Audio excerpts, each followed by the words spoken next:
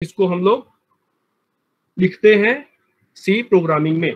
Okay, ऐसे दूसरे language से भी हम लोग सीख सकते हैं, लेकिन यहाँ पे मेजर कंटेंट किसके हैं, जो टॉपिक्स है उसको सी के थ्रू हम लोग को क्या करना है, क्लास को सिखाना है ना, इसलिए हम सी चूज कर रहे हैं। तो ये स्ट्रक्चर है सी प्रोग्रामिंग का, आप लोग को दिख रहा होगा, दिख रहा है ना? Yes sir. Yes sir. तो किसी भी स्ट्रक्चर ऑफ सी प्रोग्रामिंग में देख सकते हो आप, कभी भी कोई प्रोग्राम लिखेंगे तो पहला होता है document section. Document section means आप लोग सुने होंगे डॉक्यूमेंटेशन, कि हम लोग क्या इस प्रोग्राम के बारे में करना चाहते हैं, या क्या बोलना चाहते हैं, या कमेंट करना चाहते हैं, क्या लिखना चाहते हैं। कमेंट करना चाहते हैं मतलब कि ये प्रोग्राम क्या कर रहा है, किसके बारे में है ये प्रोग्राम, है ना। जैसे 2 नंबर को ऐड करने का प्रोग्राम है तो उसको लिख देंगे 2 number, this is the program of adding 2 number and it has been created by me. वो क्या हो गया, डॉक्यूमेंट सेक्शन हो गया, है ना। फिर होता है क्या, लिंक सेक्शन। एक होता है लिंकर, तो इसमें जो भी हैश इंक्लूड आप करते होंगे, कई लोग सी प्रोग्रामिंग पढ़ के आए होंगे, कई लोग सी प्लस प्लस प्रोग्राम पढ़ के आए होंगे, तो जो हैश इंक्लूड करते हैं, है ना, जो पहली बार सुन रहा है उसको अभी समझ में आने लगेगा, जितना मैं बोल रहा हूँ बस उतना सुनते जाओ। जितने भी लिंकिंग सेक्शन होते हैं, है ना, वो यहाँ पे करते हैं लिंकिंग सेक्शन। थर्ड क्या आता है, definition section. Definition section means जो भी हम लोग डिफाइन करते हैं, फंक्शन का डेफिनेशन देते हैं, फंक्शन के बारे में आगे पढ़ेंगे, जिस भी फंक्शन का डेफिनेशन देंगे उसको यहाँ पे हम लोग डिफाइन करेंगे, ठीक है। उसके बाद आएगा ग्लोबल डिक्लेरेशन, मीन्स आगे एक एक करके पढ़ेंगे, पूरा तो एक ही क्लास में हम लोग समझ नहीं सकते। फोर्थ आता है ग्लोबल डिक्लेरेशन। ग्लोबल मीन्स जो ग्लोबली नोन है, मीन्स बहुत सारे फंक्शंस होते हैं, सब फंक्शन होते हैं, जो दोनों में एक्सेसिबल हो उसको ग्लोबल बोलते हैं। जैसे से आगे बढ़ेंगे समझ में आता जाएगा। फिर आता है मेन। मेन क्या है, मेन एक तो प्रोग्राम है, कभी भी सी प्रोग्रामिंग में एग्जीक्यूशन हमेशा मेन से स्टार्ट होगा। मेन जिसको लिखेंगे MAIN, मेन। ओके, ये 2 ब्रैकेट लगेंगे, open bracket close bracket. Okay, ये किसका सिंबल है, फंक्शन का। कभी भी कोई फंक्शन लिखेंगे तो उसके सामने ये 2 ब्रैकेट लगाएंगे तो समझ में आ जाएगा क्या, कि ये फंक्शन है। फंक्शन का एक कर्ली ब्रैकेट ओपन होगा और एक कर्ली ब्रैकेट क्लोज होगा। इसके अंदर आएगा एग्जीक्यूशन सेक्शन, मीन्स फंक्शन के अंदर हम लोग जो भी काम करवाना चाहते हैं, ओके, जो भी एक्टिविटी परफॉर्म करवाना चाहते हैं, तो उसको इसके अंदर लिखेंगे, एग्जीक्यूशन सेक्शन के अंदर में लिखेंगे। ओके, इतनी बात क्लियर समझ में आई सबको? Yes sir. यस हाँ, सर। पूरी आवाज क्लियर है ना? Yes sir. ओके, उसके बाद आता है सब फंक्शन। ऐसे करके फंक्शंस होते हैं, फंक्शन में जो भी डिजायर्ड टास्क हम लोग को परफॉर्म करवाना है कंप्यूटर में, जो भी इंस्ट्रक्शन करवाने हैं, जैसा भी हम लोग का जो एम है कि इस प्रॉब्लम को सॉल्व करना है, मान लो कि एक प्रॉब्लम को सॉल्व करना है, उसमें मेरे को चाहिए 5 के मल्टीपल्स में नंबर, है ना। तो मैं एक छोटा सा प्रोग्राम लिखूंगा जो 5 के मल्टीपल में नंबर हमको रिटर्न करेगा, है ना। तो उसको एक अलग फंक्शन में रखूंगा। अब मेरे को चाहिए 7 का नंबर का स्क्वायर चाहिए, है ना, तो उसको दूसरा फंक्शन में लिखूंगा। तो जितने बार मान लो कि अब मेरे को सेकंड टाइम में दूसरा नंबर का कुछ स्क्वायर चाहिए, तो वही फंक्शन को मैं फिर से कॉल कर दूंगा। फंक्शन की 3 चीजें होती है, function declaration, function definition and function calling, है ना। इसको हम लोग बाद में देखेंगे। अभी एक बेसिक आइडिया हम दे रहे हैं कि कभी भी सी के प्रोग्राम में लिखते हैं तो हम लोग क्या क्या करते हैं और क्या क्या नहीं करते हैं। एक लास्ट ट्राई इसको करते हैं एक बार।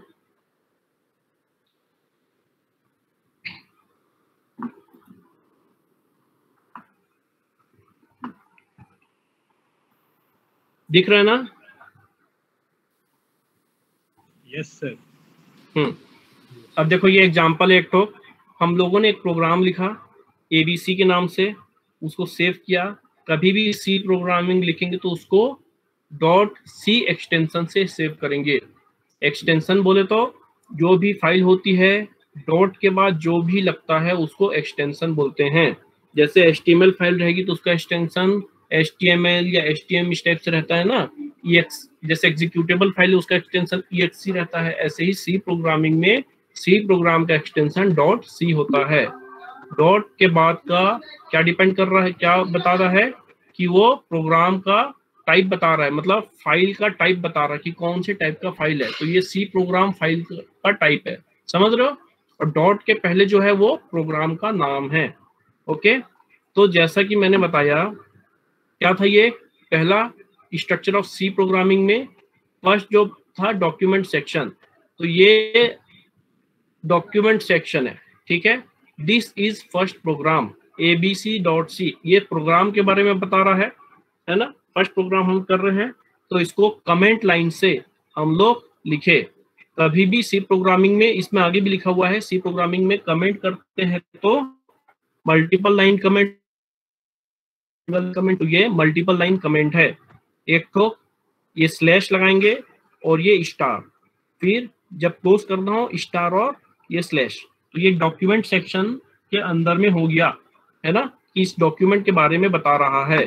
फिर होता है लिंक सेक्शन, ये क्या है, हैश इंक्लूड stdio.h, ओके, ये लिंकिंग कर रहा है, लिंकर का काम करेगा। लिंकर का काम नहीं करेगा मींस प्रोग्राम को डिफरेंट फाइल्स बनती है उसको लिंक करता है ना, रन टाइम में। ओके, तो इसके बारे में अभी इतना डिटेल में आपको नहीं जाना है, बस सुनते जाइए। फिर होता है डेफिनेशन। अब ये मेन प्रोग्राम, मेन है ना, मेन फंक्शन है, इसका ये डेफिनेशन है। डेफिनेशन मीन्स उस प्रोग्राम के अंदर हम लोग क्या क्या करना चाहते हैं। तो ये मेन फंक्शन है और ये प्रिंट एफ हेलो, क्या है, हम लोग हेलो प्रिंट करवाने का काम कर रहे हैं।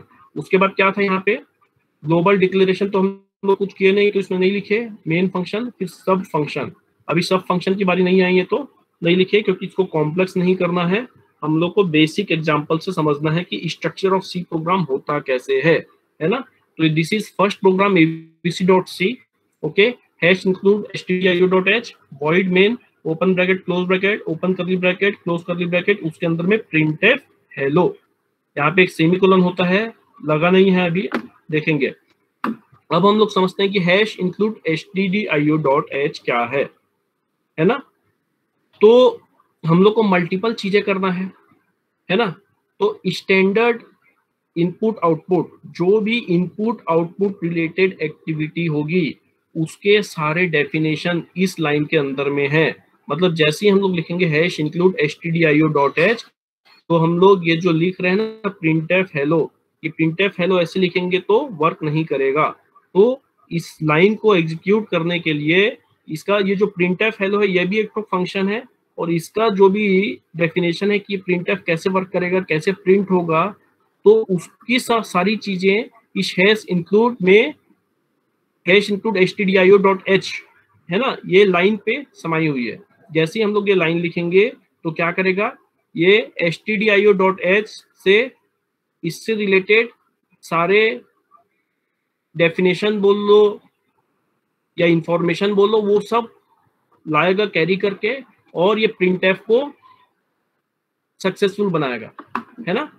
तो इस लाइन का क्या मतलब है, stdio.h, standard input output, okay, standard input output, और डॉट मीन्स एक्सटेंशन है, और h मीन्स हेडर फाइल, तो इसको क्या बोलेंगे हम लोग, हेडर फाइल। और ये हैश इंक्लूड क्या है, ये प्री प्रोसेसर डायरेक्टिव, ठीक है, प्री प्रोसेस डायरेक्टिव।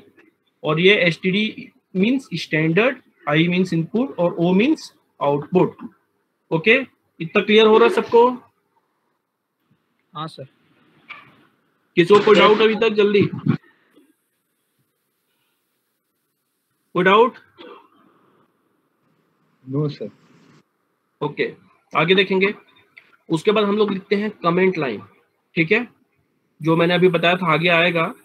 तो कभी भी किसी भी लाइन को कमेंट करना है, जैसे सी प्रोग्राम जब लिखेंगे, कौन माइक को ऑन करके रखा है, ऑफ करिए। जैसे कभी भी सी प्रोग्रामिंग को लिखेंगे तो जब बड़े बड़े प्रोग्राम्स बनते हैं तो उसमें हम लोग एक्सप्लेन करते कि ये लाइन का मतलब ये है। तो किसी भी लाइन को एक्सप्लेन करना है तो ऐसे ही बीच में कभी लिख नहीं सकते, है ना। तो उसको लिखेंगे तो वो एग्जीक्यूट होगा। एग्जीक्यूट अगर होगा तो वो लाइन अगर सिंटेक्स के अकॉर्डिंग नहीं लिखा है तो एरर शो करेगा प्रोग्राम एग्जीक्यूट होने के पहले, है ना। ये सब कुछ आपको समझ में आएगा, जो जो मैं बोलते जा रहा हूँ बस ध्यान से सुनते जाइए। तो एरर से बचने के लिए हम लोग क्या करेंगे, कमेंट करेंगे। तो जैसे ही कमेंट करेंगे तो ये सी प्रोग्राम समझ जाएगा कि ये प्रोग्राम का पार्ट नहीं है, ये एक्सप्लेनेटरी पार्ट है, मीन्स अपना एक्सप्लेन करने के लिए लिखा गया है। तो जो भी ये डबल स्लैश के बाद में लिखा जाएगा वो कमेंट लाइन ट्रीट होगा, मीन्स वो एज अ कमेंट ट्रीट होगा। कमेंट में आप कुछ भी लिख सकते हैं, है ना। जैसे कोई भी लाइन है उसका क्या मतलब हो रहा है, उस लाइन का क्या मीनिंग है उस जगह में, है ना। तो अभी आपको उसका यूज नहीं पता चलेगा, जब बड़े बड़े प्रोग्राम्स लिखेंगे तो उसका यूज समझ में आएगा। सिंगल लाइन कमेंट है। जब मल्टीपल लाइन कमेंट की बात करते हैं तो ऐसा लिखते हैं, एक स्लैश स्टार, और जब क्लोज करना हो तो स्टार एंड स्लैश, ओके। और इसके बीच में जो भी लिखेंगे वो मल्टीपल लाइंस हो सकती है। तो सिंगल लाइन भी लिख सकते हैं मल्टीपल लाइन कमेंट में, मल्टीपल लाइंस भी लिख सकते हैं, लेकिन सिंगल लाइन कमेंट में सिर्फ सिंगल लाइन ही लिख सकते हैं, ओके। आगे टाइप्स ऑफ डिक्लेयरिंग मेन, कि हम लोग मेन को कैसे लिखते हैं। तो simple main open bracket close bracket ऐसा भी लिख सकते हैं, वॉइड मेन भी लिख सकते हैं, वॉइड मेन ब्रैकेट के अंदर वॉइड भी लिख सकते हैं, मेन के अंदर वॉइड भी लिख सकते हैं। तो हम लोग डिफरेंट कंपाइलर यूज करेंगे प्रोग्राम को रन करने के लिए। तो बहुत जो क्लासिक है वो है टर्बो सी कंपाइलर है, जो ब्लू स्क्रीन एक आती है। उसके बाद में अभी जो बाद में इम्प्रूव्ड और अच्छे से आया, जो प्रोवाइड करते हैं एक इन्वायरमेंट, है ना, इंटीग्रेटेड डेवलपमेंट इन्वायरमेंट, वो है कोड ब्लॉक और वेव सी प्लस प्लस। ठीक है, हम लोग डिफरेंट कंपाइलर में एग्जीक्यूट करके देखेंगे। ये एक एग्जांपल है और अच्छे समझने के लिए, जैसे add.c हम लोग 2 नंबर को ऐड करवा रहे हैं इस प्रोग्राम में, ओके। तो 2 नंबर को ऐड करा रहे हैं, तो ये डबल स्लैश लिख दिया, मीन्स ये क्या हो गया, सिंगल लाइन कमेंट। और सिंगल लाइन कमेंट के थ्रू हम लोग लिखेंगे तो क्या कर रहे हैं, डॉक्यूमेंटेशन कर रहे हैं, वो हो गया डॉक्यूमेंट सेक्शन। अब हम लोग लिखेंगे hash include stdio.h, hash include conio.h। conio.h क्या है, ये भी एक तो प्री प्रोसेसर, ये भी एक तो हेडर फाइल है जो कि प्री प्रोसेसर डायरेक्टिव के साथ में लिखा जाता है। और ये क्या है, लिंकिंग सेक्शन है, लिंक सेक्शन, है ना। तो इसका conio.h का क्या मतलब है, कंसोल इनपुट आउटपुट। जितनी भी कंसोल रिलेटेड एक्टिविटी होगी आपके प्रोग्राम में, वो उसकी सारी इंफॉर्मेशन इस हेडर फाइल के अंदर में है। ये लाइन लिखोगे तभी उससे रिलेटेड एक्टिविटी आप परफॉर्म कर पाओगे, है ना। उसके बाद आया int add, int m, int n। अभी बस देखते जाइए, बिल्कुल डरने की जरूरत नहीं है कि क्या क्या कर रहे हैं हम लोग, क्या क्या नहीं। ये क्या है, ग्लोबल फंक्शन है। मतलब अभी मैं आपको एक ही फंक्शन बढ़ाया हूँ, ये मेन फंक्शन बस बता रहा हूँ। ऐसे करके डिफरेंट टाइप ऑफ फंक्शन हो सकते हैं जो हम लोग लिखते हैं। और जब डिफरेंट टाइप ऑफ फंक्शन हम लोग लिखेंगे तो हम लोग को सी प्रोग्राम को बताना पड़ेगा कि मैं ये फंक्शन लिखूंगा और उसका डेफिनेशन बाद में दूंगा, है ना। तो ये ग्लोबली एक्सेसिबल होगा। यहाँ पे लिखा, ये ग्लोबल सेक्शन में लिख दिया, मीन्स मेन फंक्शन के पहले लिख दिया, मीन्स वो ग्लोबल बन गया, है ना। इसके बाद में लिख के, इसके बाद जितनी भी लिखूंगा तो इस बाकी सब फंक्शंस के लिए ये लाइन क्या बन गया, ग्लोबल बन गया। उसके बाद लिखे मेन फंक्शन। मेन फंक्शन मैंने बताया कैसे भी लिख सकते हैं, अलग अलग कंपाइलर में अलग अलग थोड़ा बहुत एरर शो कर सकता है, वो छोटी मोटी चीज होती है। आपको मेन लॉजिक लगाना है कि कैसे प्रोग्राम एग्जीक्यूट होता है ना। जब प्रोग्राम पहला वाला प्रोग्राम एग्जीक्यूट करेंगे तब और अच्छे से क्लियर आपको समझ में आने लगेगा। अभी एक सिर्फ ये इंट्रोडक्शन पार्ट है कि कैसे एक प्रोग्राम के हेल्प से हम लोग समझेंगे कि हम लोग को आगे जैसे कोई भी प्रोग्राम एग्जीक्यूट करना कैसे है। अभी और भी कुछ सिलेबस में है, टाइप्स ऑफ कंप्यूटर, लिंकर क्या होता है, इंटरप्रेटर, ये सब भी हम लोग पढ़ेंगे। अभी जितना बता रहा हूँ एक बेसिक प्रोग्राम, वो ध्यान दीजिए। तो ये 2 नंबर को हम लोग को ऐड कराने का प्रोग्राम है। तो ये लिए int i equal to 5 j equal to 6। Int नाम का क्या है, एक डेटा टाइप है, आगे समझेंगे। अभी हम आपको सिर्फ एक बेसिक इंट्रोडक्शन दे रहे हैं। Int i equal to 5 j equal to 6 means ये दो वेरिएबल है। आप ये समझ लो कि दो नंबर है, इस दो नंबर को ऐड कराना है। i में 5 रखा है और j में 6 रखा है, ठीक है, उसको ऐड कराना है और ऐड करा के दूसरे वेरिएबल में ऐड कराना है ना। तो एक दूसरा वेरिएबल ये int l equal to add 5,6 है ना, ये दूसरा फंक्शन है। इसको कॉल करेंगे और कॉल करने के बाद यहाँ पे आएगा ये दूसरा फंक्शन का डेफिनेशन है, int m int n int k में आ गया k equal to m plus n return k। अभी आप थोड़ा सा डर रहे होंगे इस प्रोग्राम को समझने के लिए, लेकिन हल्का से देखना नहीं भी समझ में आएगा तो उसको और एक बार हम बाद में क्लियर करेंगे। ये क्या कर रहा है, ऐड 5,6, इसका डेफिनेशन जहां पे लिखा है वहां पे कर्सर जाएगा। ये फंक्शन कॉलिंग का पार्ट है, जब हम फंक्शन कॉलिंग पढ़ाएंगे तो और अच्छे से क्लियर होगा, बस अभी सुनते जाइए। तो 5 और 6 इनपुट हम भेजे, यहाँ इनपुट m में आया और यहाँ इनपुट n में आया, तो m में आ गया 5, n में आ गया 6। ओके, k एक तो और वेरिएबल लिए, अब ये m प्लस n कर दिए तो 5 प्लस 6 ऐड हो गया और k में आ गया 11, और 11 आने के बाद रिटर्न कर दिया 11 को। तो जैसे ही 11 को रिटर्न किए वो यहाँ पे वापस रिटर्न आ गया, यहाँ पे 11 और l में आ गया 11 आने के बाद उसको हम लोग प्रिंट करा दे रहे हैं। ये थोड़ा ठीक से नहीं लिखा है, गड़बड़ लिखा है, हम इसको और सुधरवा के सेंड कर देंगे आपके गूगल क्लासरूम में, ठीक है। और गेट ch, अभी इसको बहुत ज्यादा मत समझिए, एक तो ये इंट्रोडक्शन था सी प्रोग्राम का, बेसिक फर्स्ट प्रोग्राम की कैसे हम लोग वर्क करेंगे, हर चीज क्लियर होगी आगे, ठीक है। कभी भी हम लोग, किसी को डाउट है अभी तक का, कुछ पूछना है किसी को, जल्दी किसी को कोई भी डाउट जल्दी। Hello sir. हाँ बोलो सर, जो डिक्लेरेशन ऑफ मेन किए थे उसमें 4 टाइप्स दिखाए थे, उसमें से कोई भी यूज कर सकते हैं हम लोग, या फिर किसी एक कोई पर्टिकुलर यूज करना है? जैसे हाँ। टाइपिंग में लेंगे, अब देखिए ना ऊपर यहाँ पर सर, ये 4, इसमें डिफरेंस क्या है सर चारों में? चारों में डिफरेंस हम बताएंगे जब फंक्शन के बारे में और ज्यादा पढ़ाएंगे, ओके। अभी इतना समझिए कि मेन फंक्शन से हम लोग स्टार्ट करते हैं, और मेन फंक्शन का एक रिटर्न टाइप होता है कि वो फंक्शन क्या रिटर्न करेगा। तो यहाँ पे कुछ भी रिटर्न नहीं करा रहे तो उसको वॉइड बोलते हैं, ओके। तो रिटर्न कुछ भी नहीं करा रहे, या तो खाली छोड़ दो या वॉइड लिख दो। तो डिफरेंट कंपाइलर में डिफरेंट वर्क करता है, ये उतना ज्यादा मैटर नहीं करता, ओके। चाहे लिखो या नहीं लिखो, जब हम फंक्शन कॉलिंग या फंक्शन डेफिनेशन, फंक्शन डिक्लेरेशन बताते रहेंगे तब आपको इसके बारे में और डिटेल में बताएंगे फंक्शन चैप्टर में, ओके। Okay sir. और किसको doubt? What is pre progressive directive? Pre progressive क्या है? जो हम लोग ये प्रिंटफ यूज कर रहे हैं ना, देखो ये प्रिंटफ यूज किए, प्रिंटफ हेलो लिखे, तो ये हेलो को लिखने वाला काम हो रहा है। जैसे ये प्रोग्राम को एग्जीक्यूट करेंगे तो हेलो प्रिंट हो जाएगा, ओके। तो ये हेलो अपने आप प्रिंट कैसे हुआ, तो इसके बारे में भी, जैसे हम लोग अभी क्या काम कर रहे हैं, हम लोग हेलो को प्रिंट करने का काम कर रहे हैं। तो आप ये एक लाइन लिखे प्रिंटफ हेलो, ये प्रिंट अपने आप तो कैसे अपने आप हो गया ऐसा लग रहा है, लेकिन अपने आप हो नहीं रहा ना। तो उसके बारे में भी और कई सारी चीजें लिखी हुई है, और इस प्रिंटफ को, लाइन को एग्जीक्यूट अच्छे से करने के लिए कि कैसे प्रिंट कर रहा है, मतलब हम लोग को जानना नहीं है कैसे प्रिंट हो रहा है, वो पिक्सल्स में हो रहा है, कैसा हो रहा है ना, तो उसकी सारी इंफॉर्मेशन ये हेडर फाइल में है stdio.h।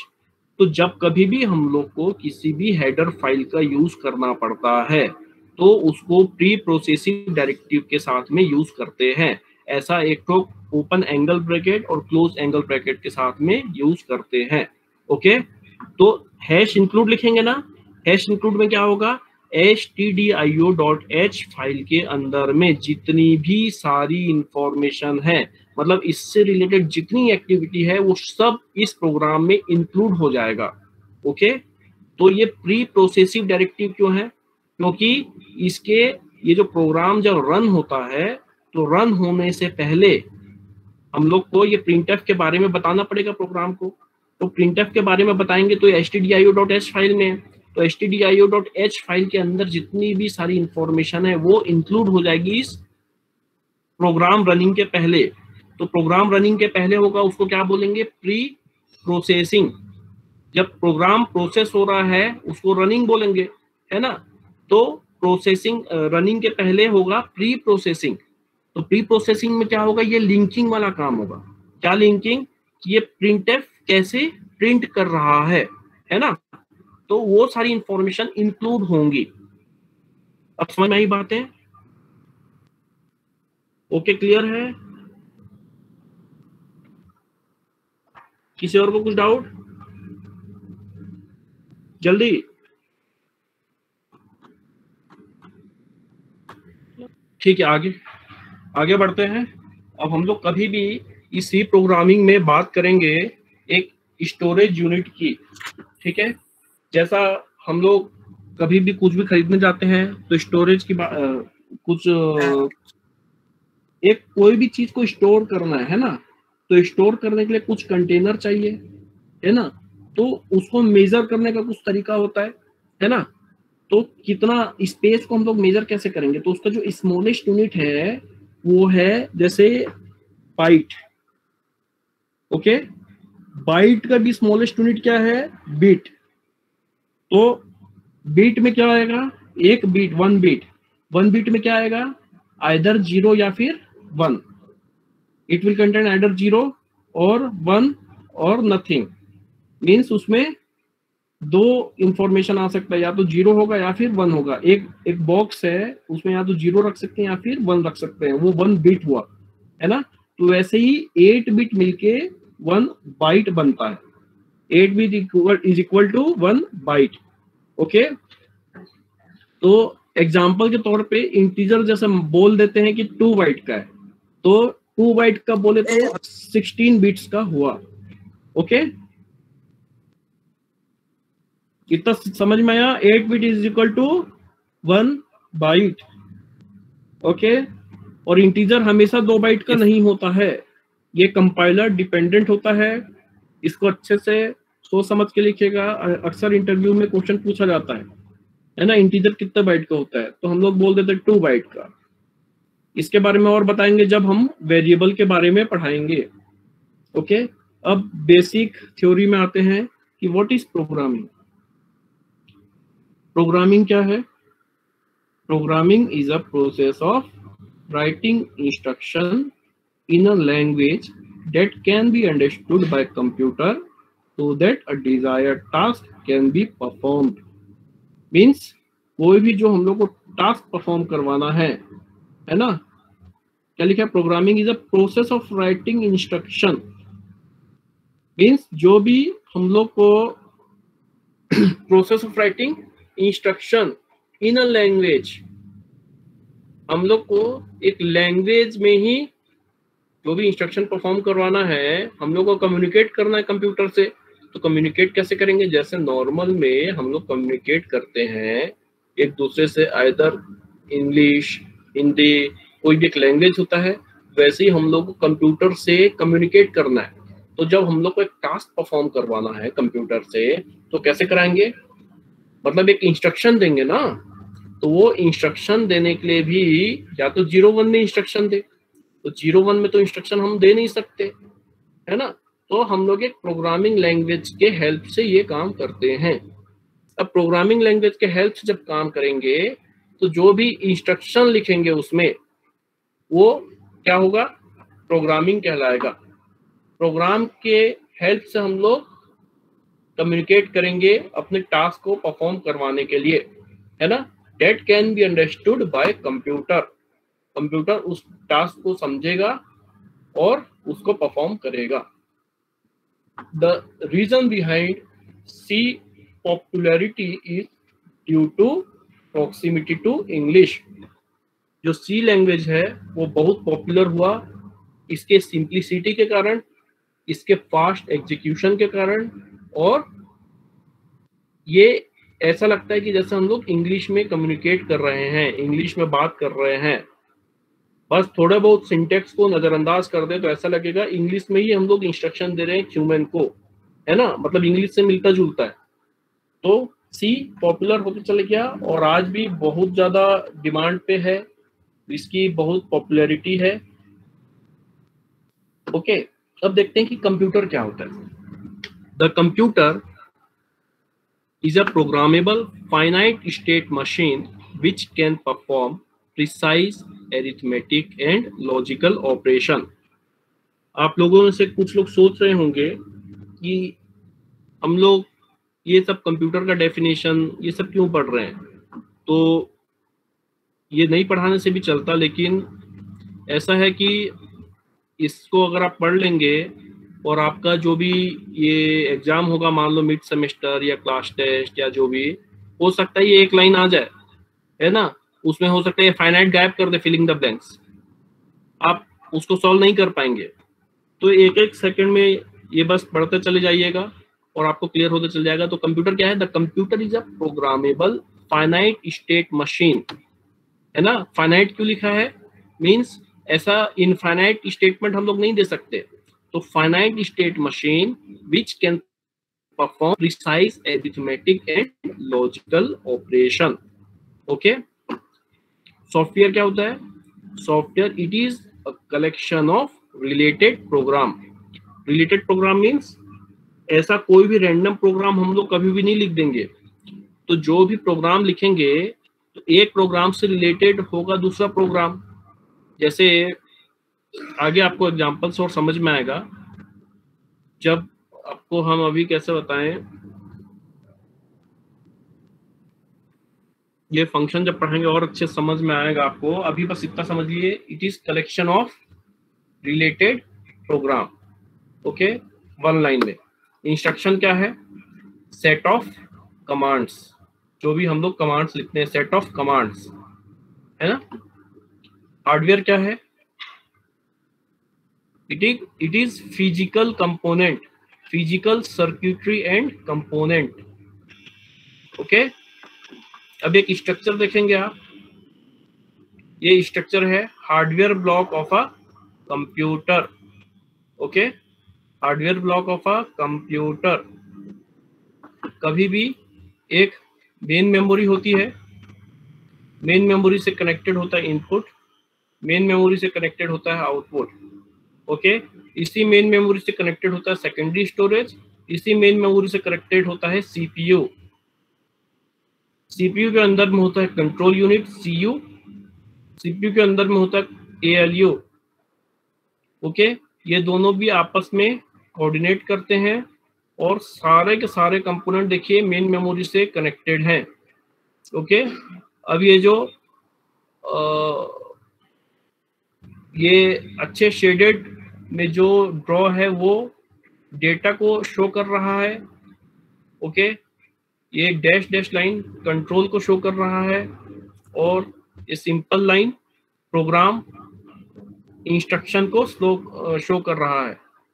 ओके, ये क्या है? Hardware block of a computer, कि कंप्यूटर वर्क कैसे कर रहा है। इनपुट लेता है मेन मेमोरी, ओके, आउटपुट देता है। कभी कभी उसमें सीयू एएलयू इन्वॉल्व रहता है और ये मेन मेमोरी सेकेंडरी स्टोरेज से भी कनेक्टेड रहता है। टाइप्स ऑफ मेमोरी होती है, आगे देखेंगे। इसको अच्छे से देख लिए, इतना समझ में आ रहा है जितना भी पढ़ाया मैंने अभी तक? Yes sir. Okay, yes sir. तो ये कंपोनेंट है, input unit, arithmetic logic unit, control unit, memory, output unit. इसके बारे में और डिस्क्रिप्शन है। इनपुट यूनिट क्या है? It is basically use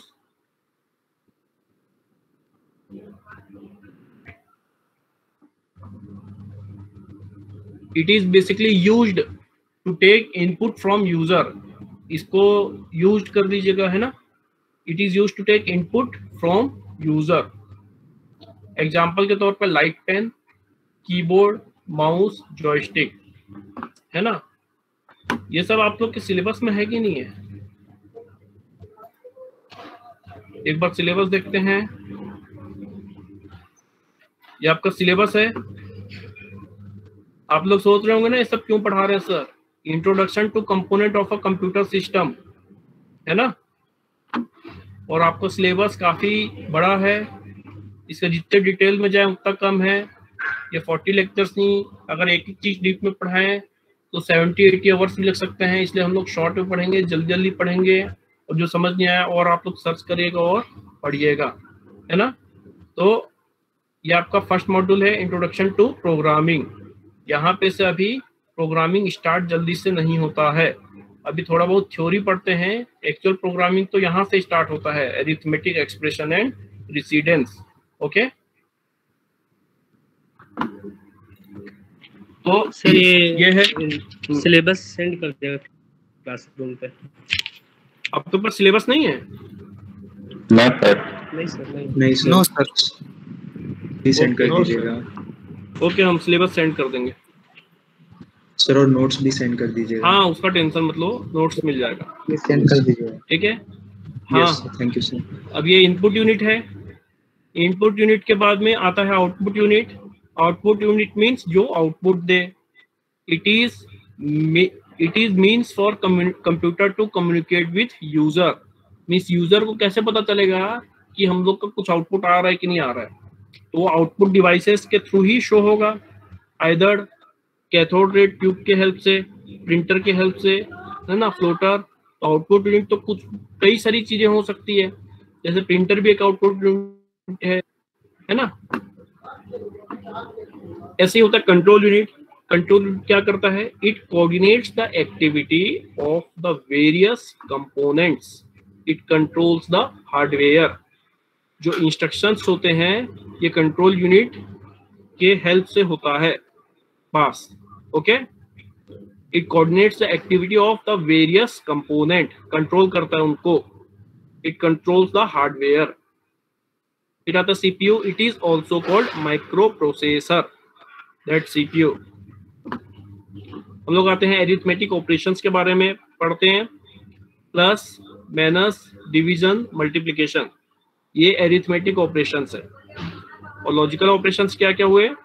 not, और, एंड, है ना। अगर टाइम परमिट किया, ऑपरेटर के बारे में हम लोग पढ़ेंगे तो इसके बारे में और डिटेल में पढ़ेंगे।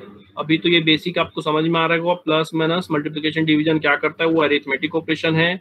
और लॉजिकल क्या करता है? नॉट और एंड, जो लॉजिक बताता है। जैसे लॉजिकल वे में मैं कैसे बताऊं, जैसे मान लो कि लॉजिकल ऑपरेशन में मान लो कि नॉन जीरो वैल्यू है, कोई दो नॉन जीरो वैल्यू है, कोई एक नॉन जीरो वैल्यू है, तो उसके सामने अगर नॉट लगा देंगे तो वो नॉन जीरो वैल्यू जीरो में कन्वर्ट हो जाएगी, और जीरो वैल्यू के सामने नॉट लगा देंगे तो वो नॉन जीरो वैल्यू में कन्वर्ट हो जाएगी। अगर दो नॉन जीरो वैल्यू के बीच में और ऑपरेटर लगाएंगे तो क्या होगा? दो नॉन जीरो वैल्यू के बीच में और ऑपरेटर लगाएंगे तो रिजल्ट नॉन जीरो वैल्यू आएगा। अगर एक नॉन जीरो रहा और एक जीरो रहा तो क्या आएगा? नॉन जीरो आएगा। इसके बारे में और करेंगे आगे। The speed of the computer depends upon the clock frequency of the micro processor. तो धीरे धीरे डेवलपमेंट होते जाता है ये, और इम्प्रूवमेंट होते चल जाता है। आप जानते होंगे कई सारे एग्जांपल्स है, इंटेल, पेंटियम प्रो एटसेट्रा, है ना। In addition to the main processor there are coprocessor to speed up the operation. जो एक प्रोसेसर रहता है उसको स्पीड अप करने के लिए एक को प्रोसेसर होता है, that is the part of main processor. To speed up the operation of the main processor, वो पार्ट नहीं होता, वो मेन प्रोसेसर का एक स्पीड अप करने के लिए उसको हेल्प करता है। They perform activities like floating point operation, memory management, input output management etcetera. Okay, ये सब के बारे में ज्यादा आपको डिटेल में नहीं जाना है, बस थ्योरी पढ़ते चल जाइए ताकि आपको कुछ भी क्वेश्चन आंसर आए या कंपोनेंट ऑफ कंप्यूटर आ जाए 10 नंबर का, अभी तो कुछ डिसाइडेड नहीं है कि कैसा आप लोग का एग्जाम होगा, तो आप लोग लिख सकें, इसलिए ये सब कंटेंट आपको दिया जा रहा है। ऐसे ही जब हम लोग मेमोरी की बात करेंगे तो मेमोरी भी कई तरह की होती है। The information, instruction and data required is stored in memory. तो जो भी चीज हम लोग परफॉर्म करते हैं, इंस्ट्रक्शन, वो उसके लिए मेमोरी जरूरत होता है। मेमोरी में ही तो वो एग्जीक्यूशन होगा, और जो भी डेटा को हम लोग को सेव करना है वो मेमोरी में ही तो सेव करेंगे। जैसे आप कुछ सोचते हैं, कंटेंट दिमाग में रखते हैं, वो मेमोरी ही तो है। तो जैसे 2 नंबर को ऐड करना है, तो 2 नंबर को ऐड करना है तो हवे में कैसे ऐड करेंगे? तो 2 नंबर को पहले स्टोर करेंगे, तो स्टोर कहाँ करेंगे? मेमोरी में, है ना। तो ऐसे ही कई तरह की मेमोरी होती है। Memory is constructed out of semi conducting materials and stores information in binary form. जो भी डेटा या इंस्ट्रक्शन होता है वो बाइनरी फॉर्म में स्टोर होता है। दैट इज आइदर इन 0 और इन 1। बाइनरी मीन्स क्या होता है? 2 चीज होती है बाइनरी फॉर्म की, आइदर 0 और 1। ओके, तो जो मेमोरी में डेटा या कंटेंट जो भी होता है वो 0 या 1 के फॉर्मेट में होता है, इसको बाइनरी फॉर्म में होता है ना। और ये किसका बनता है? सेमी कंडक्टिंग मटेरियल का बनता है और स्टोर करता है इंफॉर्मेशन को। The memory is organized into equal size units, usually of collection of 8 bits called a byte. मैंने जैसे पहले बताया था 8 बिट्स मिलके 1 बाइट बनता है। These units are arranged in a sequence and are identified by address numbers। वो numbers को ही एड्रेस बोलते हैं सी प्रोग्रामिंग में या प्रोग्रामिंग की लैंग्वेज में। तो हम लोग एड्रेस से डिनोट करते हैं, ऐसा नंबर बोलते हैं, लेकिन नंबर क्या हुआ? और उसको जनरेट करेंगे तो एड्रेस हुआ, है ना। तो ये एक तो चार्ट है, एक डायग्राम है जो मेमोरी को शो करता है। मेमोरी कई टाइप की होती है, ये सारी मेमोरी के टाइप्स हैं। Register, internal cash, external cash, main memory, secondary memory. जैसा जैसा हम लोग देखेंगे नीचे से ऊपर जाएंगे तो स्पीड इंक्रीज होगा, और नीचे आएंगे तो स्पीड डिक्रीज होगा। ये थोड़ा सा गलत लिखा है कॉस्ट, इसका एरो ऊपर बनेगा, इसको भेजा जाएगा तो सुधार लीजिएगा। कॉस्ट का ये ऊपर में बनेगा, थोड़ा सा गलत बना हुआ है। ओके, रजिस्टर की कॉस्ट बहुत ज्यादा होती है क्योंकि वो बहुत ज्यादा स्पीड होता है। ओके, ये डायग्राम है जो शो कर रहा है कॉस्ट और स्पीड के रिलेशनशिप को। सेकेंडरी मेमोरी का कॉस्ट कम होगा और स्पीड भी कम होगी। फिर main memory, cash, register. Okay, register super fast, बहुत फास्ट होता है। आप देखेंगे जो भी हम लोग हार्ड डिस्क यूज करते हैं, पेन ड्राइव, वो सब किसके पार्ट हैं? वो सेकेंडरी मेमोरी के पार्ट है। मेन मेमोरी में क्या आ जाता है? ठीक है ना। ये सब ज्यादा ध्यान मत दीजिए, बस हल्का फुल्का ध्यान दीजिए ताकि फिलिंग द ब्लैंक्स है तो आप लोग लिख सकें, है ना। ये मेमोरी हायरार्की का डायग्राम है ये। Registers are located within microprocessor, है ना। मैंने बताया था ना, माइक्रो प्रोसेसर अभी पढ़ाया था ना, ये ऊपर में बताया था ना मैंने। यस सर, सीपीयू को ही माइक्रो प्रोसेसर, सीपीयू को माइक्रो प्रोसेसर बोलते हैं, है ना। बार बार दिखाने की जरूरत नहीं है। और ये देखो, ये सीपीयू को माइक्रो प्रोसेसर बोलते हैं और इसी के अंदर रहता है, ठीक है। इसी के अंदर में रजिस्टर भी रहता है। तो registers are located within microprocessor. Data is stored temporarily here. सिर्फ टेम्पररी पर्पस के लिए रहता है, जब तक उसका जो भी प्रोसेसिंग है, मान लो कि ऐड करना है, मल्टीप्लाई करना है या माइनस करना है, तो उसको स्टोर करना पड़ेगा ना। तो अगर आपके दूसरी जगह में स्टोर है, वो सेकेंडरी मेमोरी में स्टोर है, तो कुछ हम लोग को परफॉर्म करना है कुछ भी, तो उसको टेम्पररी रजिस्टर में स्टोर करना पड़ेगा ताकि फर्दर कैलकुलेशन के लिए। ओके, तो टेम्पररी होता है वो, जैसे ही उसका काम होगा वो रिमूव हो जाएगा। Okay, So these are internal high speed registers that is used in arithmetic and logical operation. Some registers are accessible by users and some registers are reserved for CPU activities. जो CPU की activities है उसके लिए reserve होता है। तो जब आप माइक्रो प्रोसेसर सब्जेक्ट पढ़ेंगे तब आप और डिटेल में इसके बारे में पढ़ेंगे। आप तो इलेक्ट्रिकल वाले हैं, ये सब चीज के बारे में पढ़ेंगे आप लोग, है ना। फिर होता है internal cache memory. It is small high speed memory, लेकिन इसकी स्पीड रजिस्टर से थोड़ी स्लो होती है। It is small high speed memory date contains frequently used data, जिसकी बार बार जरूरत पड़ रही है, फ्रिक्वेंटली हम लोग उस डेटा को यूज कर रहे हैं, वो सारे इंफॉर्मेशन इंटरनल कैश में स्टोर होंगे। The use of cash avoids the repetitive. इसको थोड़ा सा अच्छे से पढ़िएगा, है ना, क्योंकि ये जो भी नोट्स है वो किसी स्टूडेंट का ही है। ये हम लिखाए थे लेकिन वो उसने ठीक से नहीं लिखा है, तो जो छोटी छोटी मिस्टेक्स उसको सुधार लीजिएगा, है ना। The use of cash avoids the repetitive reading of data from the slower main memory.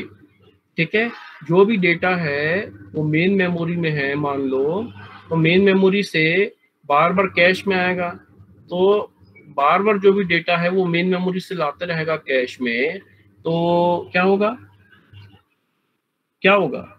बस यही काम थोड़ी होता रहेगा, बाकी काम भी करने हैं ना।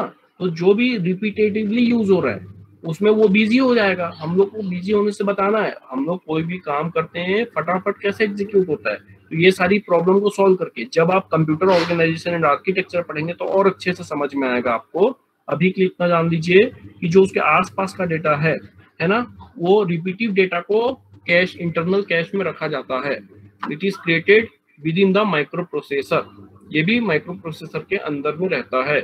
एक होता है external cash, that is used to supplement the internal cache placed between CPU and main memory।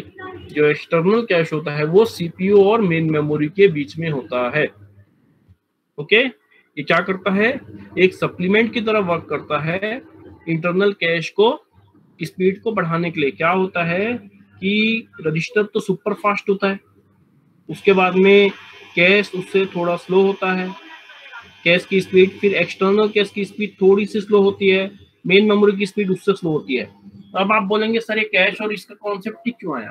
तो अगर हम लोग मेन मेमोरी से डील करेंगे डायरेक्ट रजिस्टर में तो क्या होगा, मेमोरी स्पीड मिसमैनेजमेंट होगा, है ना। मान लो कि मेन मेमोरी जो वर्ड है वो वर्ड को ट्रांसफर करने का रेट काफी स्लो है और रजिस्टर के जो रजिस्टर का स्पीड है वर्ड को प्रोसेस करने का, उसका स्पीड काफी तेज है, तो दोनों की स्पीड में दिक्कत हो जाएगा ना। आप समझ रहे हैं कि नहीं समझ रहे हैं? सबको समझ में आ रहा है? Yes, sir. तो स्पीड को मेंटेन करने के लिए इसके बिटवीन में क्या लगाया जाता है, इंटरनल कैश, एक्सटर्नल कैश।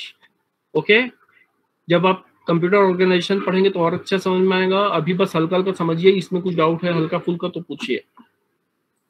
फिर होता है main memory. It stores the data and instruction required by the micro processor. जो भी डेटा या इंस्ट्रक्शन रिक्वायर होते हैं माइक्रो प्रोसेसर के द्वारा, वो सारी इंफॉर्मेशन स्टोर होती है मेन मेमोरी में। Okay, it is also called as और known as RAM, that is random access memory. This is okay, main memory location is accessible by microprocessor instruction. Main memory is fast but expensive. It is of volatile nature. Volatile nature means जैसे ही computer हम लोग बंद करेंगे, अगर computer अपना hang हो रहा है और फिर चालू करेंगे तो चलने लग जाता है ना, तो जो भी एक्टिविटी हो रही है वो कहाँ हो रही है, मेन मेमोरी में। तो मेन मेमोरी में जितना भी डेटा है वो कंप्यूटर बंद करने के बाद वो वैनिश हो जाएगा, उड़ जाएगा, है ना। तो उसको बोलेंगे वोलेटाइल नेचर। जब सेकंड टाइम कंप्यूटर ऑन करेंगे तो फ्रेश डेटा मीन्स डेटा रहेगा ही नहीं, वो एम्प्टी हो जाएगा स्पेस। ओके, तो जब स्पेस एम्प्टी हो जाएगा तो मेन मेमोरी तो स्मॉल है, एक्सपेंसिव है, तो 2 GB रैम जो रहता है ना, या 4 GB रैम रहता है, अब उसमें जब बहुत सारी जब हम लोग प्रोग्राम खोल देते हैं, प्रोग्राम ओपन कर देते हैं, तो वो मेन मेमोरी फुल हो जाता है। तो जब मेन मेमोरी फुल होगा तो हैंग होने लगेगा। जैसे हम लोग देखेंगे पुराना सैमसंग का फोन काफी हैंग होता था, उसमें जो मेमोरी रहती थी वो काफी कम है ना एग्जीक्यूट होने के लिए, तो वो सारे प्रोग्राम्स एग्जीक्यूट होते थे पैरेलली में, सारे एप्स जो रहते थे तो हैंग होने लगता था। जैसे ही कंप्यूटर मोबाइल को बंद करके चालू करते हैं तो वो मेमोरी एम्प्टी हो जाता है ना, तो वो है वोलेटिलिटी, है ना, volatile nature. The content stored will be lost when the power supply is cut off. उसके बाद आता है secondary memory. It is slower but less expensive. तभी हम लोग जो हार्ड डिस्क खरीदते हैं 2 टेराबाइट का, 4 टेराबाइट का, सीगेट का, वेस्टर्न डिजिटल का, है ना, क्यों खरीदते हैं? हम लोग को अभी कितने का मिल जाता है? 4-5 हजार में मिल जाता है। क्या बोलते हैं अपना 2 टेराबाइट का कितने का मिल जाएगा आपका? मेरे ख्याल से 6-7 हजार का तो आ ही जाएगा ना, जिस हिसाब से अभी चल रहा है। तो अब रैम लेने जाओ आप, 2 GB का रैम लेने जाओ, कितना महंगा आएगा। उसके बाद रजिस्टर लेने जाओ उसका, है ना। तो जैसे जैसा मेमोरी रजिस्टर में आएंगे, रैम में आएंगे, तो काफी उसका स्पीड फास्ट रहता है और बहुत एक्सपेंसिव है। तो एक नॉर्मल ह्यूमन अगर सिर्फ मेमोरी में वर्क करे, मेन मेमोरी में, तो उसका काम तो बहुत स्पीड हो जाएगा, लेकिन वो 200 GB का अगर लाएगा अपना नॉर्मल रैम तो बहुत ज्यादा एक्सपेंसिव होगा, एक नॉर्मल ह्यूमन नहीं ले पाएगा, है ना। तो इसीलिए सेकेंडरी मेमोरी को भी लिया जाता है और रैम को भी लिया जाता है, और सबके कॉम्बिनेशन में स्पीड को मैनेज करके एक परफेक्ट कंप्यूटर बनाया जाता है, लैपटॉप बनाया जाता है 50-60 हजार के रेंज में। ओके, तो सेकेंडरी मेमोरी क्या है? It is slower but less expensive. It is non volatile. Non volatile अभी मैंने बताया था। वोलेटाइल का मतलब जब पावर ऑफ करेंगे तो कंटेंट उड़ जाएगा, कंटेंट वेनिश हो जाएगा। तो नॉन वोलेटाइल मीन्स कंटेंट नहीं वेनिश होगा, नॉन वोलेटाइल है ना। तो हार्ड डिस्क बंद करके चालू करेंगे तो भी उसमें कंटेंट वैसा रहेगा, जो जितनी मूवी आप स्टोर करके रखे हो वैसा का वैसे ही रहेगा, है ना। That is non volatile and that is larger in size. Microprocessor can access up to main memory. जो माइक्रो प्रोसेसर है सीपीयू, उसका एक्सेस कहाँ तक है? मेन मेमोरी तक है, but it can't access directly secondary memory. ये जो सेकेंडरी मेमोरी से कनेक्टेड तो होता है, उसके बीच में कोई और कोऑर्डिनेट करता है। ये डायरेक्टली जो माइक्रो प्रोसेसर है वो डायरेक्टली सेकेंडरी मेमोरी को एक्सेस नहीं कर सकता, बट इसको जो भी इंफॉर्मेशन चाहिए वो थ्रू मेन मेमोरी परफॉर्म होता है। जो इंफॉर्मेशन चाहिए वो मेन मेमोरी सेकेंडरी मेमोरी से लाके देगा इसको, माइक्रो प्रोसेसर को, है ना। ये मेमोरी बहुत बड़ा चैप्टर है, इसको और डिटेल में पढ़ने के लिए डिफरेंट क्लासेस चाहिए, तो आपके पीपीएस में अभी इसकी जरूरत नहीं है। एक बेसिक आइडिया देना था वो हमने दे दिया है ना। सेकेंडरी मेमोरी से माइक्रो प्रोसेसर डायरेक्ट कंटेंट नहीं ला सकता, जो भी कंटेंट चाहिए वो सेकेंडरी मेमोरी से मेन मेमोरी में आएगा, और मेन मेमोरी से फिर एक्सटर्नल कैश में, एक्सटर्नल कैश से इंटरनल कैश में, और इंटरनल कैश से रजिस्टर में। ओके, और microprocessor up to main memory तक एक्सेस कर सकता है। माइक्रो प्रोसेसर रजिस्टर को एक्सेस कर सकता है, इंटरनल कैश को, एक्सटर्नल कैश को, मेन मेमोरी को, लेकिन सेकेंडरी मेमोरी को एक्सेस नहीं कर सकता डायरेक्टली। उसको एक्सेस करने के लिए जो भी चाहिए वो रिक्वेस्ट भेजेगा, और मेन मेमोरी सेकेंडरी मेमोरी से कंटेंट उठा के लाएगा मेन मेमोरी में, और उससे एक्सेस करेगा वो। This is performed by operating system. आप सोचेंगे ये सब कैसे हो रहा है, तो ये ऑपरेटिंग सिस्टम का पार्ट है, जिसके बारे में पहले से प्रोग्राम्स लिखे हुए हैं। इसके बारे में हमको चिंता नहीं करना है कि कैसे हो रहा है कैसे नहीं हो रहा है। ये एक टॉपिक आता है मेमोरी मैनेजमेंट टेक्निक्स, उसके अंडर ये सारी चीजें हैं। सिर्फ मेन मेमोरी मैनेजमेंट टेक्निक्स पढ़ने जाओ तो एक पूरा चैप्टर है 5-6 आवर्स का। ओके, सेकेंडरी मेमोरी के एग्जांपल्स क्या हुए? ROM, that is read only memory. Floppy disk, जो पुराने जमाने में हम लोग यूज करते थे। हार्ड डिस्क, सीडी जो कॉम्पैक्ट डिस्क है, डीवीडी, ये सब क्या है? सेकेंडरी मेमोरी, जो एक बार इंफॉर्मेशन डालोगे तो वो नॉन वोलेटाइल होता है और कंटेंट वेनिश नहीं होता पावर ऑफ के बाद भी। The hierarchy achieves optimal performance and reasonable cost as the amount of memory of each type is limited. क्योंकि मेमोरी का टाइप लिमिटेड है, so the amount of 2 second 5 minute में आ रहा हूँ, 5 मिनट में आ रहा हूँ. So the amount of memory of each type is commonly used in proportion to the size of rectangle. Okay? आज के लिए इतना काफी है क्या? Yes sir. बाकी और बताते हैं, क्योंकि दूसरी सेकंड क्लास में हम सेम टू सेम यही पढ़ाएंगे, उसमें कोई ज्वाइन नहीं करेगा जो यहाँ ज्वाइन कर गया है ना, क्योंकि वहाँ पे भी स्टूडेंट्स हैं और इस प्रॉब्लम को हम जल्दी सॉल्व कर लेंगे कि दोनों क्लास एक साथ हो सके. ओके, और नहीं होगा तो फिर इंडिविजुअली देखेंगे, देखते हैं इसको. ठीक है, टीम्स पर ले सकते हैं सर, उसमें 500 स्टूडेंट अलाउड होता है. ओके रिशु ना, फिर से बोलिए रिशु. माइक्रोसॉफ्ट टीम्स पर क्लास ले सकते हैं सर, उसमें 500 स्टूडेंट तक अलाउड होता है. ओके सर ठीक है. अटेंडेंस के लिए तो Google form. Okay okay okay, wait.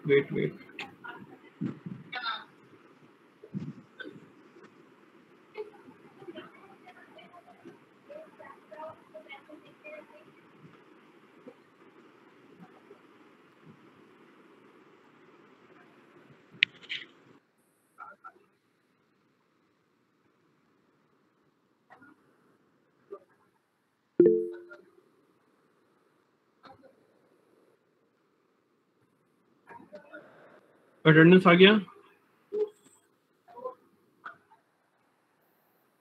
Attendance